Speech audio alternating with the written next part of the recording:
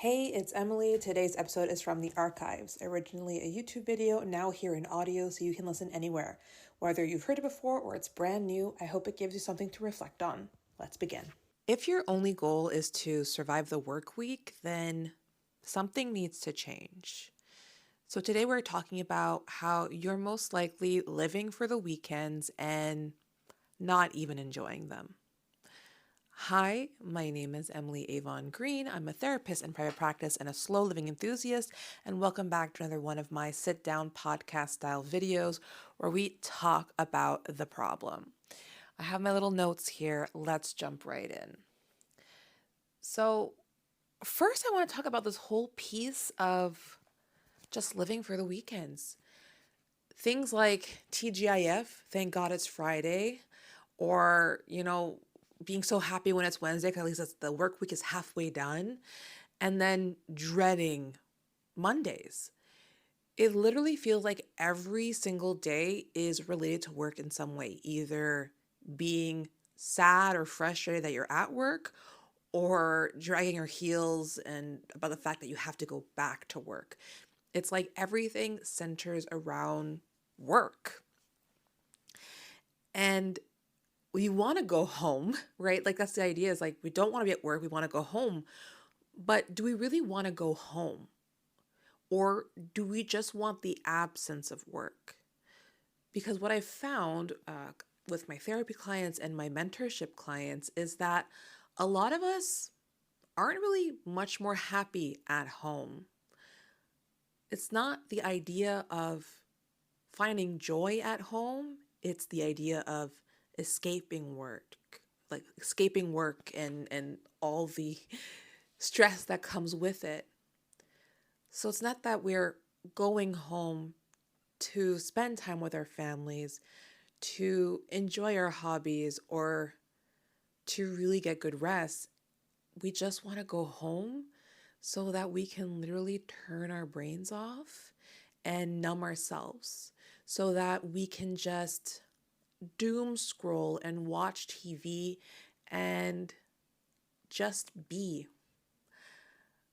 but not in the positive way, right? It's just, I find that we have become, as a society, so disconnected with ourselves and with our identities that we don't know how to be with ourselves anymore. We don't know how to be with others.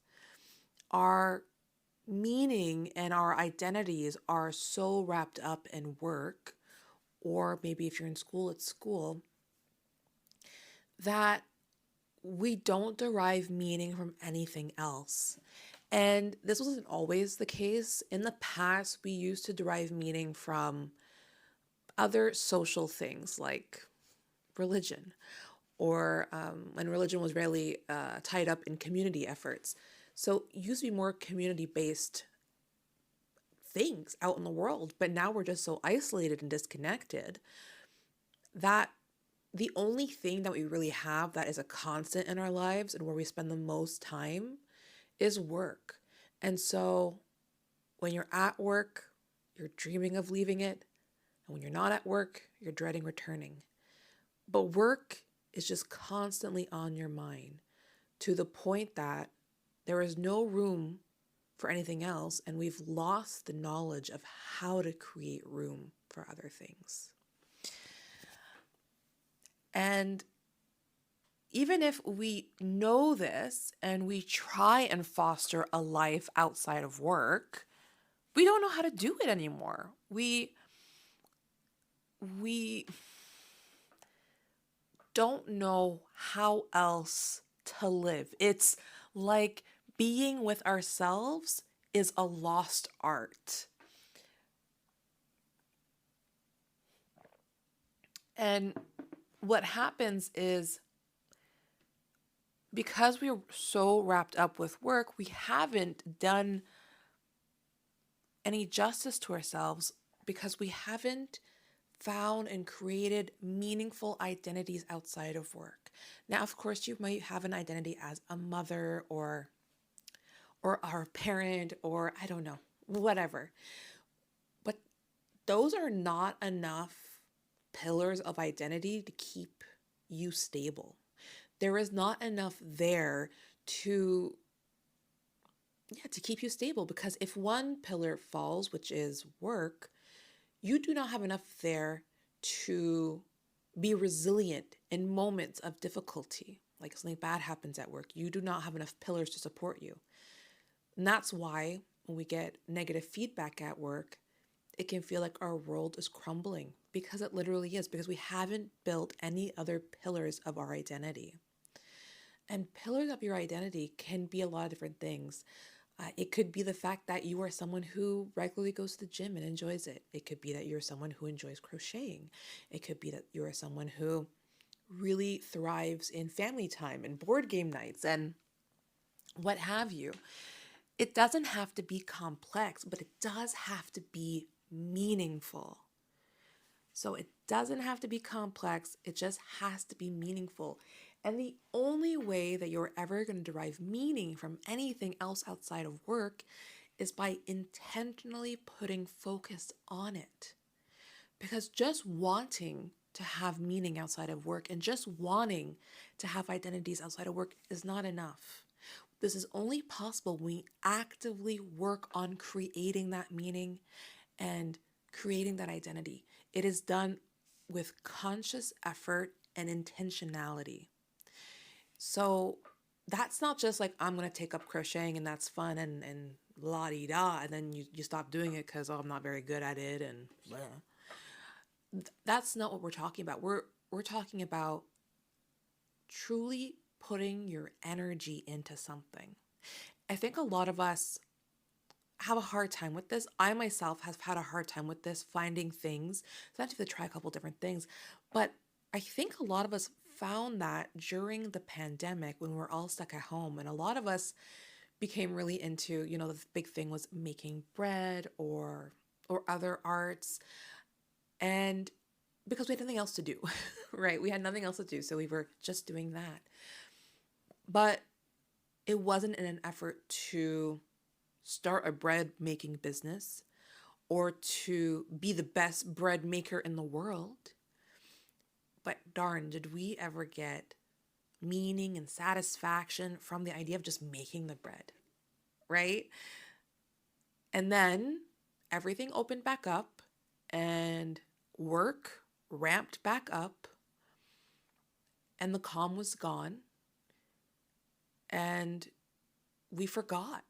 We forgot about the meaning that we had created in different facets of our life, and we let it go. And it might have been slowly, and it might have been all at once, but we indeed let it go. And made work central to our lives once more. And I don't want you to get me wrong, like, work is important. And if you can find passion in your work, that is freaking amazing. But work is a means to an end. If you can find passion, like I said, that's really amazing. But work is supposed to fund the life you live. It's not supposed to be your life. You're not your job. You are more than what you do. The work, again, is supposed to fund the life you live, not be your entire life. And I enjoy the work that I do. I enjoy being a therapist. I enjoy being a mentor. I enjoy creating YouTube videos. And I'm very lucky that I get to enjoy my life as my work life, but it's not the only part of my life. Because if tomorrow I could no longer work, I can derive meaning from other things. Because if I were to become ill and I couldn't work with clients anymore and I couldn't film videos anymore, and work was the only part of my identity, that would topple me. That would just destroy me. And we see this often with people when they retire. They retire and they don't know what to do with themselves. There's only so much vacationing that you can do before you get bored or you run out of money. You can't vacation. We're working for the weekends. but we're not enjoying them. We're working for retirement, and yet we're not always enjoying it. You need to create meaning outside of the work, and you need to do it now. You need to do it while you still can, while this is still a possibility, while you're well enough to do so. It is so important for your well-being and for your resilience.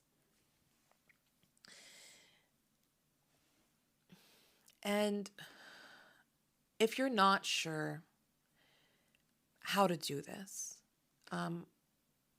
I want you to think about what your values are. What do you value a lot? What do you name as your values? For me, it's family, it's health, it's friends.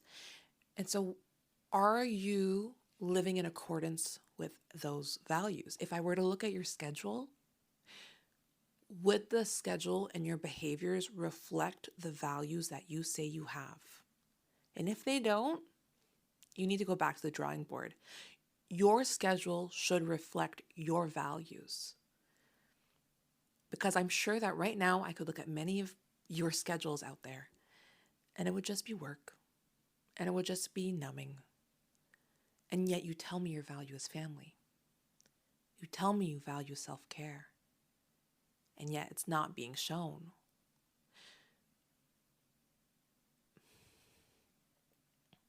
And if you're unsure where to start, you're like, Emily, I don't want to live for the weekends anymore and not enjoy them.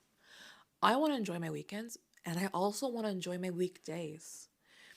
I would recommend you go back and think about your childhood, your young adolescence. What are the things that you enjoyed doing? What are the things that you found yourself doing alone or with friends?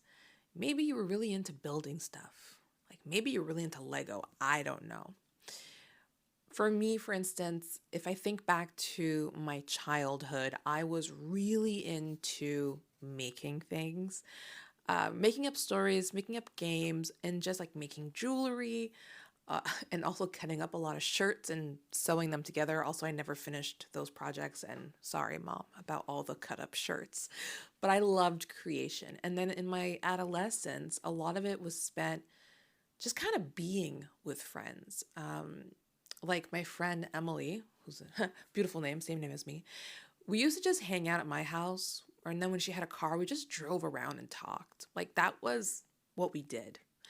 And if I look at how I spend my time now with my friends, it's super similar to that. So when I'm with my friends, so especially Emily, who we've reconnected recently, and my friend Marion, we don't plan on what we're going to do. Like, it's not just about like, let's go to a restaurant, let's go to shop. Like, we're human beings, not human doings. You know what I mean? Like, we can just be with each other. If you want to go out to do things, that's fine too. But know that you don't have to. You can just be with people. And for me, like, that's it. Like, my friends come over and we just talk and laugh and maybe we play a board game, but it's not like we're planning everything, you know.